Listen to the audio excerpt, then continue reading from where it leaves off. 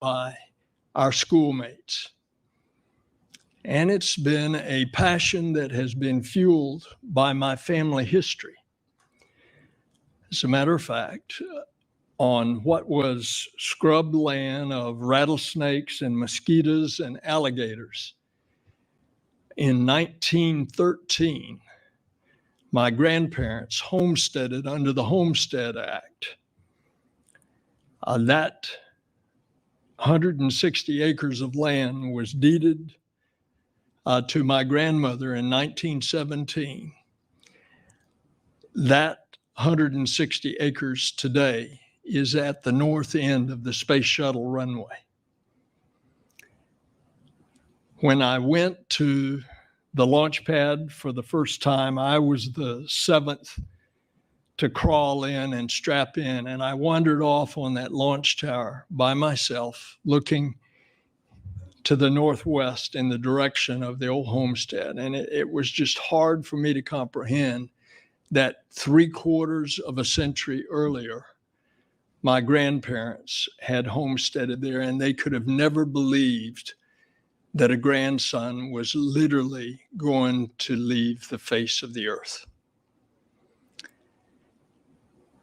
And so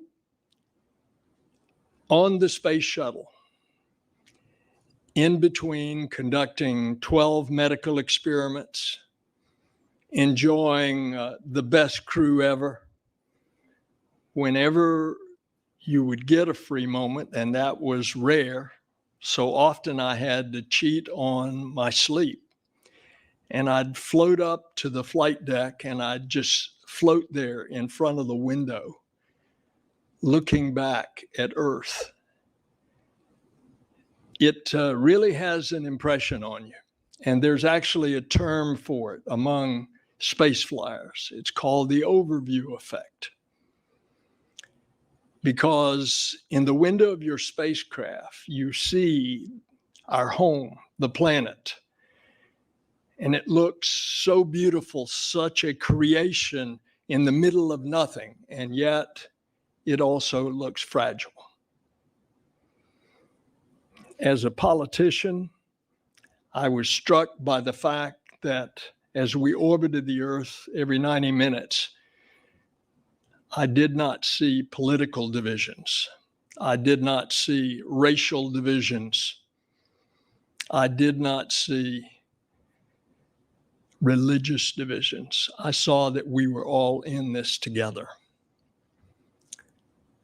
And this is the unique mission of NASA, because we all come together as we push the frontier, as we push out into the unknown,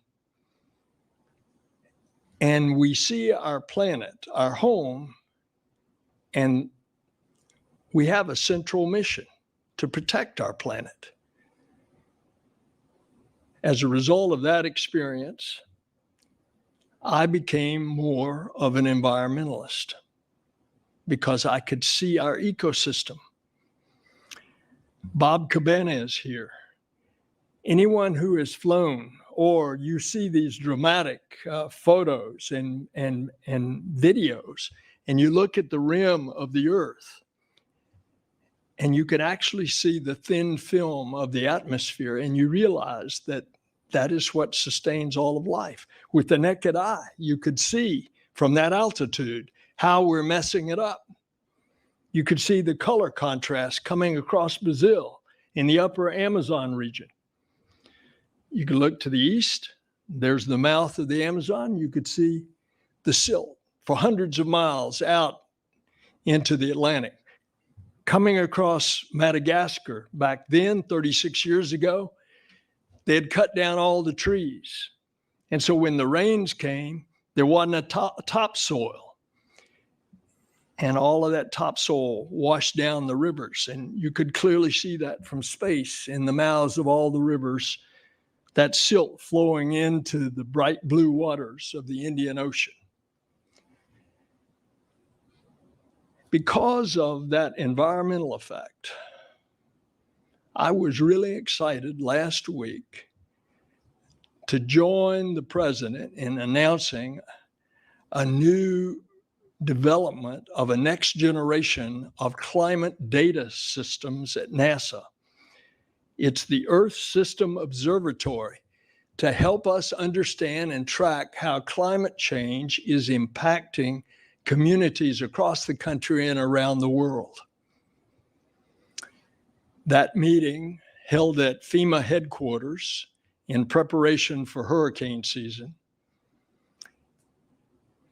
I underscored to the president how this Earth System Observatory will better help America and the world with better data to track natural hazards, including hurricanes, and be better prepared and to support our communities, families, and businesses before a disaster, not just after.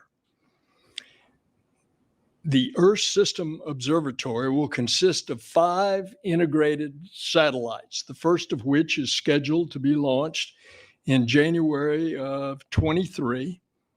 We need these investments because storms are getting stronger and more destructive. And if we want to mitigate climate change, we've got to measure it. And that's what NASA does. NASA designs, builds, launches all of those instruments in space to give us an unprecedented understanding of the Earth. It's a 3D holistic view from the bedrock to the atmosphere. So let's learn more about this new video.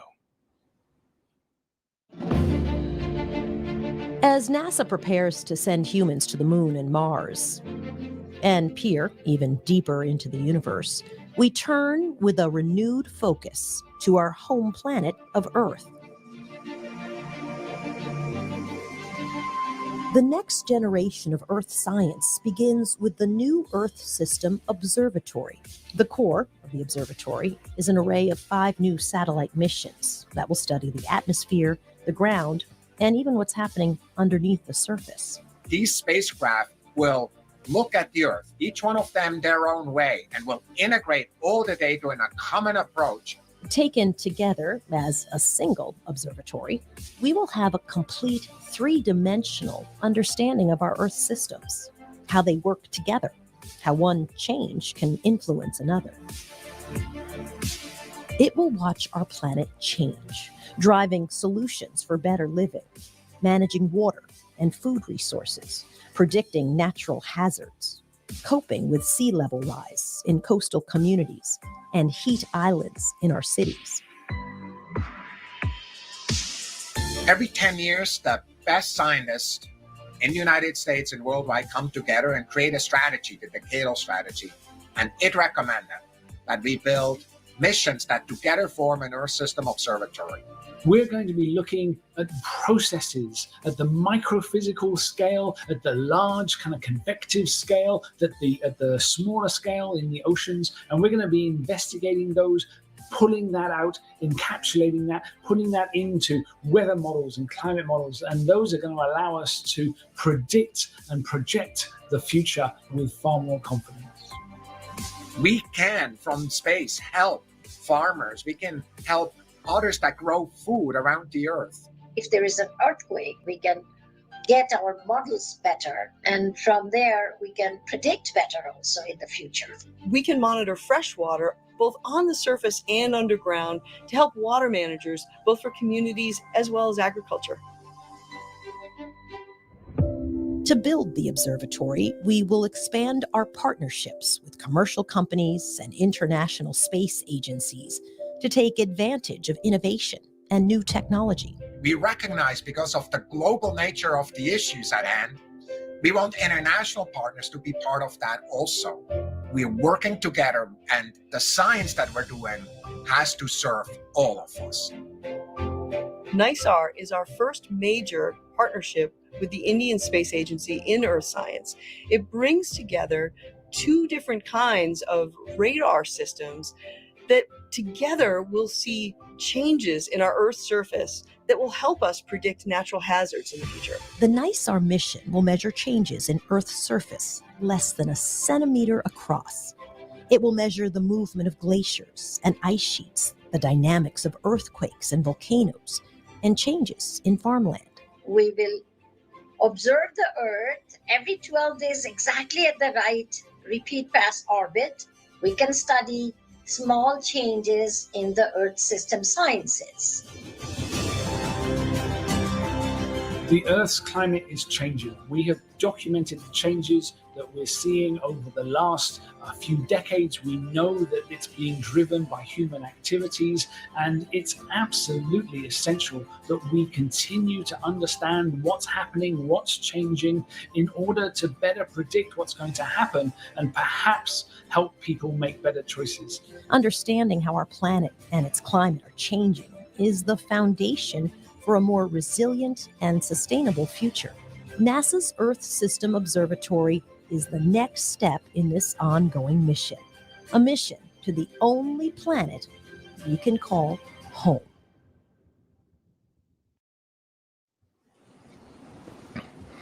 And you've just seen some of these great scientists. And I believe Dr. Z is almost as excited as I am. And that's what he's leading. And it's incredible. And what you just saw is just the tip of the iceberg. The Earth System Observatory is just one of the many missions that we have on the horizon. And I'm excited to share more about the exciting future we have in store here at NASA.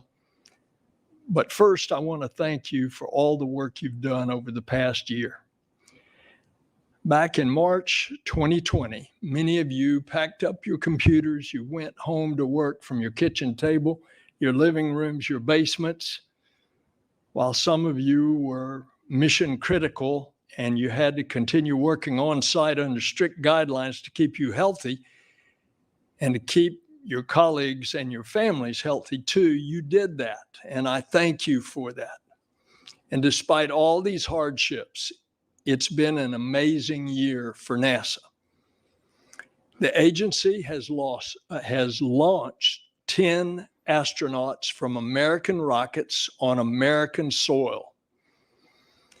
We've had all of America on the edge of their seats as Perseverance came through those 7 minutes of terror, made a successful landing on Mars. And since then, we've created oxygen on Mars, and we've seen Ingenuity, that little helicopter, defeat the odds, outliving its planned lifespan, and it transitioned from a tech demo to a scout. It's the first flight on another planet.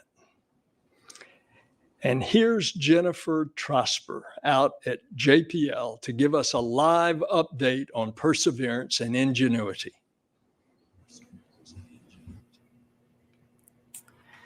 Thank you. Well, it's a privilege to be here to talk about the Perseverance rover mission. Today is the 101st sol on Mars for the Perseverance rover. 101 Martian days ago, Percy successfully landed on the red planet at Jezero Crater. Jezero Crater is an ancient lake bed on Mars and a great place for Perseverance to search for ancient microbial life. Now, shortly after landing, we started sending down images for the first time of the landing and from the rover's perspective. And then shortly after that, Perseverance quickly got to work on her commissioning activities. Commissioning is when we check out all the functions of the rover to make sure that during their flight to Mars and their rather dramatic landing on Mars, the functions all still work. Just 2 days ago, Perseverance finished all of her commissioning activities. During this time, she sent down over 75,000 images of our landing site. And some of those images were what I call the vacation photos of Percy and Ingenuity sitting there together on the surface of Mars, learning new things. She also deployed Ingenuity, photographed the flights, and relayed the data back to Earth. And now we are continuing with an operational demo where Ingenuity is helping Perseverance learn new things and figure out which directions to go for her science campaigns. We've recorded the sounds on Mars for the first time of the wheels interacting with the rocks, of the winds, of the helicopter flying. We've also checked out every instrument and the robotic arm and the sampling system, and the vehicle is working phenomenally well. And now, since the end of commissioning has happened, we are starting to drive south to a region called Seta. Seta is an area where we will look around and find a location that is the best place for our first sample. So it's been a very exciting 100 days, but we're looking forward to the beginning of this new science campaign. Back to you.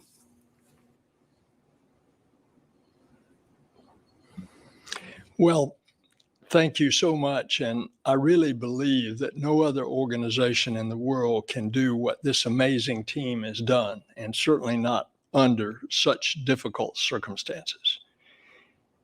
In the nearly 15 months since the beginning of the pandemic, you all have not only landed a rover on Mars, but also supported advancements getting us closer to launching the first crewed Artemis mission. And in just a few months, the launch of the James Webb Space Telescope, which will see the light from the first galaxies that formed in the early universe after the Big Bang. Think about that. The universe almost 13.5 billion years ago. James Webb will capture the light from about 150 million years after the Big Bang. So James Webb will be looking back 13,350,000,000 years to capture the light. And so this is just a few of the things that you all have been working on. And I'm thrilled now to have a special treat for you, because it's a special guest, Captain Kirk himself, to inspire you all to boldly go into the future. I want to congratulate Bill Nelson as NASA's new administrator. We're all delighted that he's here. Why does NASA exist? Why do we exist? Why does life exist upon this strange and lonely planet? How did we arrive, and for what reason? An age-old question, one that each of us at one time or another has asked. Each time, the universe responds with silence. NASA stands before that silence and probes that mystery. We stand with NASA in response to the incredible miracle of impossible life on an insensate world. We move back to a moon that we wish we had never deserted. We move onward to Mars to establish a base, and then a community, and finally a miniature civilization on its enigmatic soil. We do it because NASA has realized that the universe, which extends for billions of light years in all directions, is meaningless unless what? Unless there are observers and caretakers of that stunning interstellar display. The universe demands to be noticed, to be seen, and dutifully noted.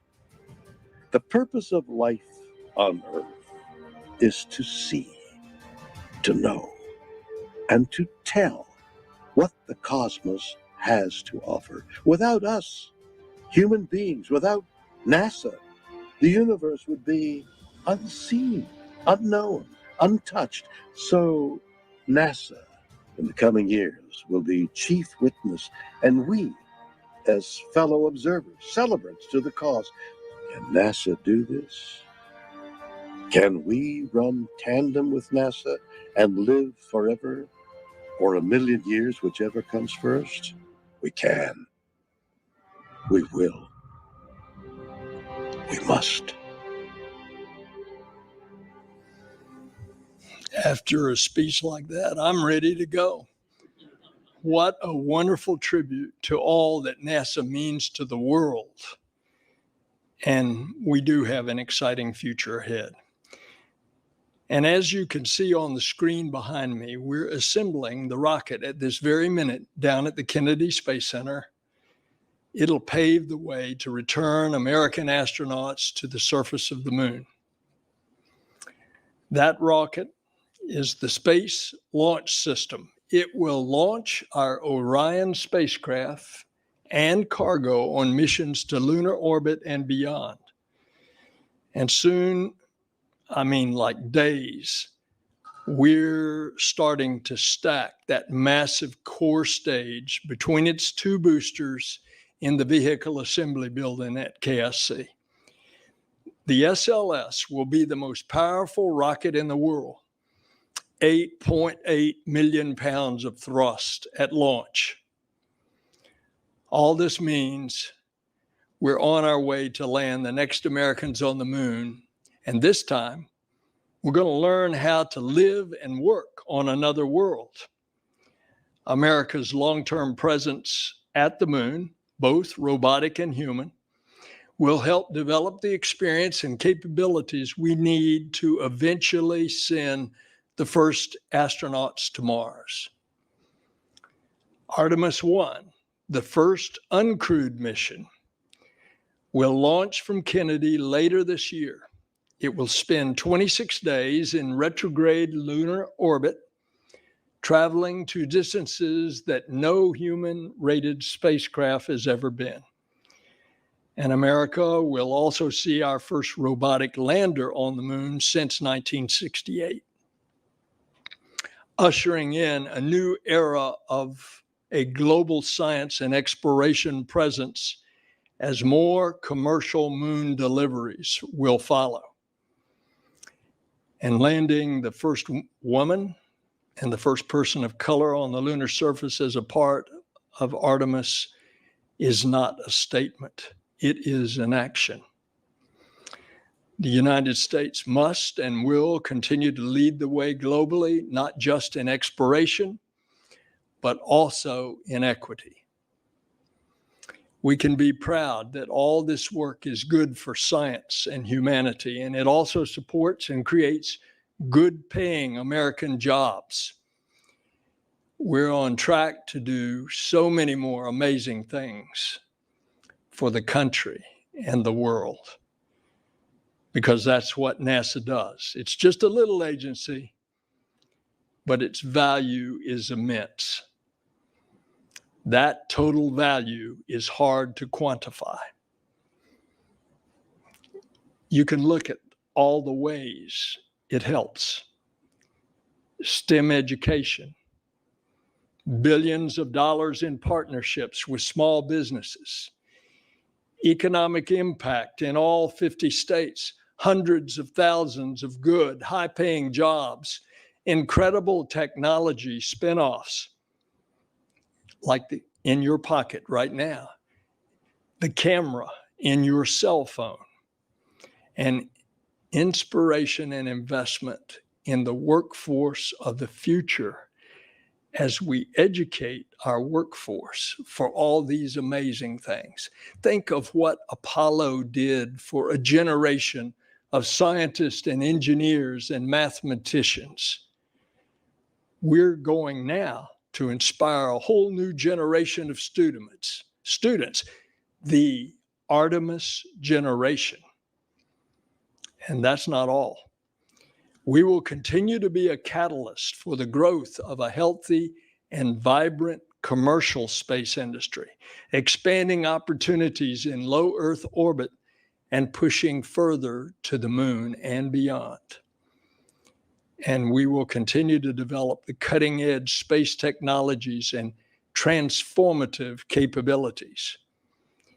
We continue to advance aviation technologies to make our skies safer, our aircraft more sustainable, and to get you to your destination faster and safer than ever before. And we will continue to inspire and arm our workforce of the future through our STEM engagement programs. We will continue to push the boundaries of space exploration through science missions with spacecraft, telescopes, rovers, and more. And we will do all of this and more because that's what NASA does. And no one does it better.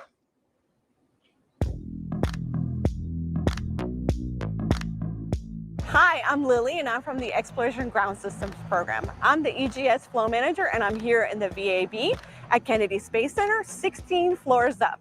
So we're currently assembling all the flight components for the Artemis 1 vehicle. Behind me, you'll see the 2 boosters that are already fully stacked, and the core stage is currently in the transfer aisle, getting ready to be lifted and mated.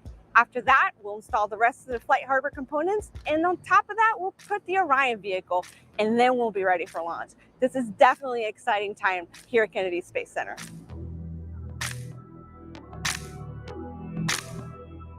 This is the X-57 Maxwell. It's NASA's first all-electric piloted aircraft, and it'll pave the way for the future of electric aircraft and create certifications. NASA Armstrong's also working on remote piloted and autonomous aircraft that will help set standards for air taxi, package delivery, and our work in the national airspace. We're sending the world's premier space science observatory, the Webb Telescope, 1 million miles from Earth to explore every phase of cosmic history. It'll study everything from the most distant observable galaxies in the early universe to planets in the habitable zones of nearby stars. I'm standing in the Astrobiology Analytical Laboratory where samples from the OSIRIS-REx mission will be coming in 2023. This is going to be an incredible year for asteroid science. When we launch the DART mission, it will help us understand how to potentially deflect an asteroid from Earth. Our Lucy mission will study the mysterious Trojan asteroids, and the Psyche mission will head to an asteroid that might harbor the metallic core of a planetoid. We also have exciting new space communications missions and a robotic surfacing mission that will refuel and relocate another satellite to extend its life, assemble an antenna, and manufacture a beam.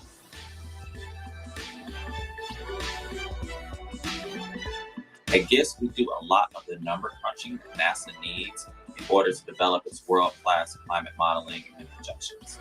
We've got more than 20 satellites already up in orbit, and in this decade alone, we're adding another half a dozen here at Goddard and across NASA. You can bet that we're not going to stop innovating. We're trying to learn everything we can about this beautiful place we call home.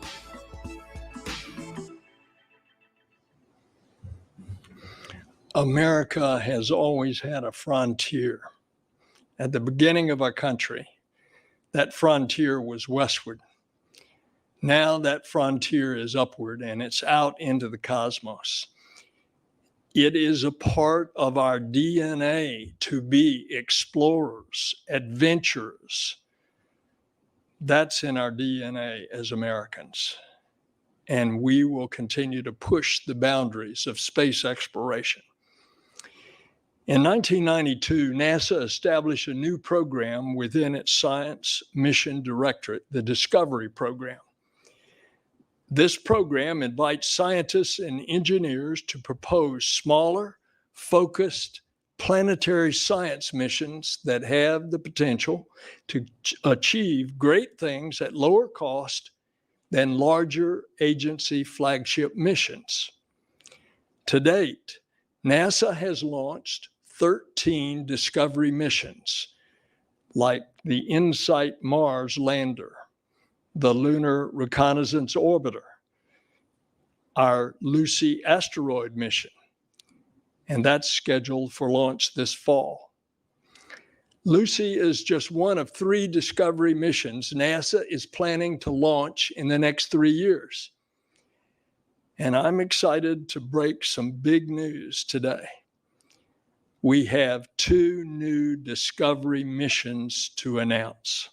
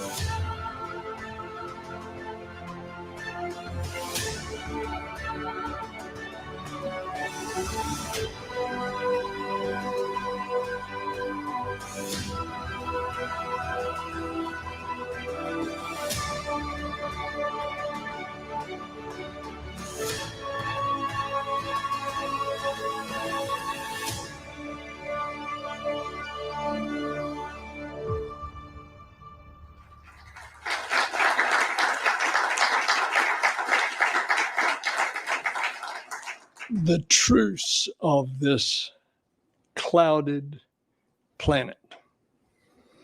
Congratulations to the teams behind NASA's 2 planetary science missions, Veritas, Truth, and Da Vinci Plus.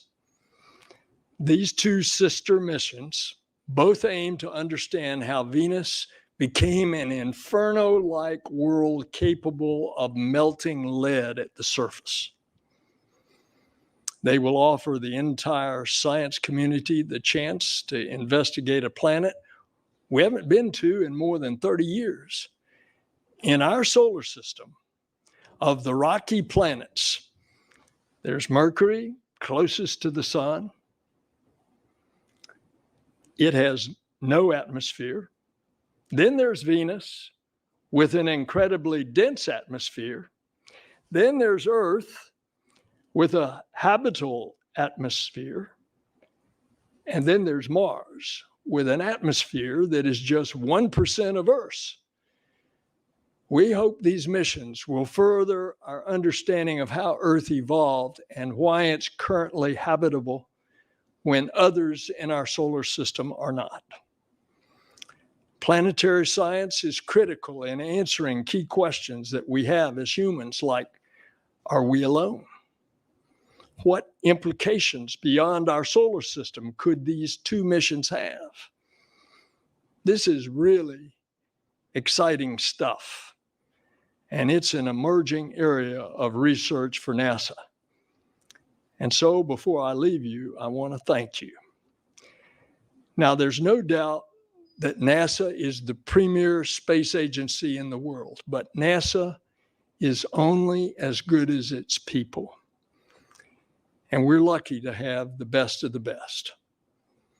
I'm committed to leading NASA as our team with our soon-to-be Senate-confirmed Deputy Administrator, Colonel Pam Melroy, and Chief Financial Officer Margaret Vo Schoss, and with Associate Administrator Bob Cabana. But it's crucial that this is not a top-down agency. It's an agency where our workforce, every single one of you, is critical to the success of our missions. And I know that, and I know it from personal experience because of participating in one of the space shuttle missions. It's you on the line that make this possible. And another way of expressing that appreciation is to tell you a story that I've always heard around Kennedy. Came out of the Apollo program. There was a NASA employee, as they were developing the Space Center, that was digging a ditch. And a reporter went over to him and asked him, "What are you doing?" And he responded, "I'm helping to land a man on the moon." So I hope to hear a lot of you all over NASA, and especially on the line. And when we're able to see each other again in person, I hope you'll stop, introduce yourself. And I want to thank you so much. Thank you for what you're doing for NASA, for our country, and God bless you.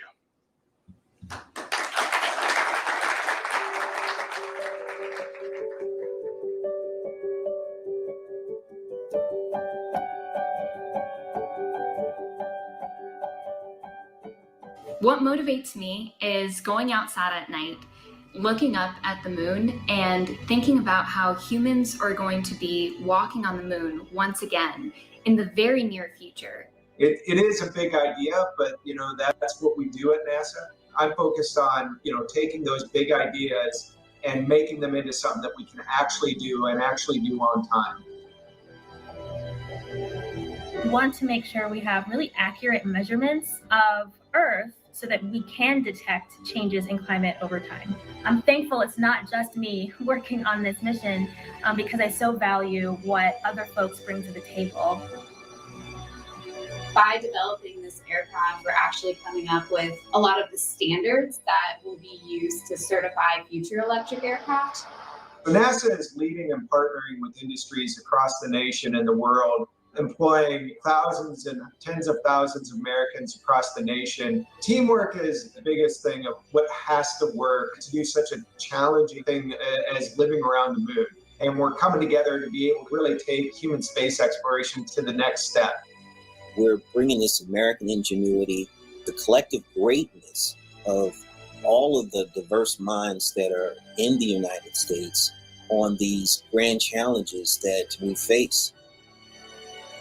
Every day I go to work and I know there is a big purpose. It is high stakes, high pressure, but to be honest, that's what we do. That's what we do best. I was a summer intern back in 2007. The experience changed my life forever. The people there were so inclusive. And I want to be able to inspire the little kids out there to be like, if he was able to do this, then I can too. I want the largest number of students to have access. We work with schools and with students so that they see that they don't have to figure this out alone. And it's always fascinating for me when a student literally has the proverbial light bulb go off that this is something they can do. Orbital dynamics don't slow down during a pandemic. We had to come up with ways to keep going right from the get-go. Because of all the safeguards that NASA and our team put in place, we all felt very safe still being able to develop our flight hardware on center. I have hope that the current vaccine rollout is going to help us as we continue to vaccinate our entire population. We can come back to work in a way where we can continue to do the job that we have, understanding now that the situation has changed. I am inspired by my colleagues, by the team members, because of the diligence that people have had in continuing to make this mission move forward. Just some of the most phenomenal people in the world. And the things that I get to work with are just on the cutting edge. I will say the possibilities are endless. Working at NASA is something that not even on my wildest dream I thought I was going to end up doing. And now that I'm doing it, it is the right place and the right home for me. NASA is changing the future of spaceflight with the Artemis program. Generations to come will look back at this moment in history, and I'm just so excited to get to be a part of it.